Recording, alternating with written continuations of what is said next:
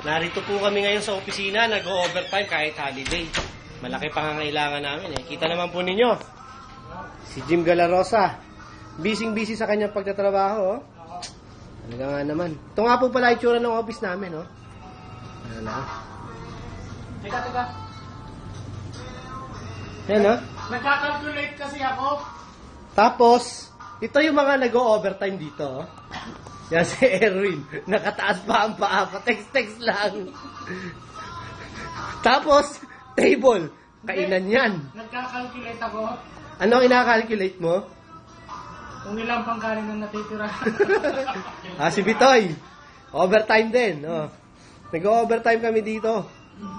Sa pagkain.